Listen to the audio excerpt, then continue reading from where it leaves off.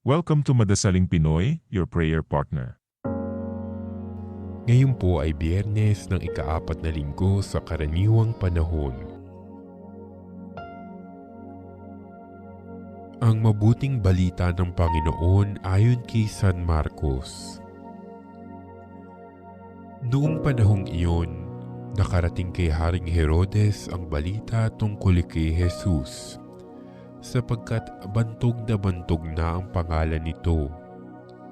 May nagsasabi, siya'y si Juan Bautista na muling binuhay, kaya nakagagawa siya ng mga himala. May nagsasabi naman, siya'y si Elias, siya'y propeta katulad ng mga propeta noong una, anang iba pa. Sinabi naman ni Herodes nang mabalitaan niya ito, muling nabuhay si Juan na pinapugutan ko. Si Herodes ang nagpahuli, nagpagapos at nagpabilanggo kay Juan dahil kay Herodias. Ang babaeng ito'y asawa ni Felipe na kapatid ni Herodes, ngunit kinakasama niya. Laging sinasabi sa kanya ni Juan, hindi matuwid na kunin ninyo ang asawa ng inyong kapatid. Kaya't si Herodias ay nagkimkim ng galit kay Juan. Hinangad niyang ipapatay ito, ngunit hindi niya magawa sapagkat natatakot si Herodes kay Juan. Alam niyang ito'y taong matuwid at banal, kaya't ipinagsasanggalang niya. Gustong-gusto niyang makinig kay Juan, bagamat labis siyang nababagabag sa mga sinasabi nito.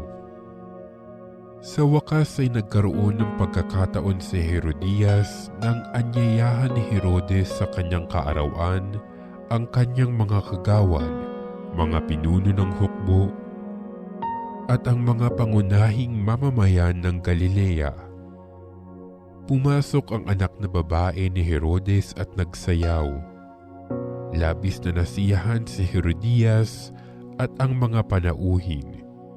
Kaya't sinabi ng hari sa dalaga, hingin mo sa akin ang anumang ibig mo at ibibigay ko sa iyo. At naisumpa pa niyang ibibigay kahit ang kalahati ng kanyang kaharian kung ito ang hihilingin. Lumabas ang dalaga at tinanong ang kanyang ina, ano ang hihilingin ko? Ang ulo ni Juan Bautista, sagot ng ina. Dali-daling nagbalik ang dalaga sa kinaroroonan ng hari.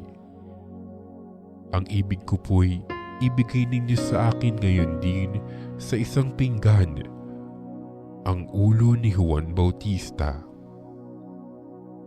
Sabi niya. Labis na nalungkot ang hari, ngunit dahil sa kanyang sumpa na narinig ng kanyang mga panauhin, hindi niya matanggihan ang dalaga. Kaagad niyang iniutos sa isang bantay na dalhin sa kanya ang ulo ni Juan. Sumunod ang bantay at pinugutan si Juan sa bilangguan. Inilagay ang ulo sa isang pinggan at ibinigay sa dalaga. Ibinigay naman iyon ng dalaga sa kanyang ina. Nang mabalitaan ito ng mga alagad ni Juan, kinuha nila ang kanyang bangkay at inilibing. Ang mabuting balita ng Panginoon.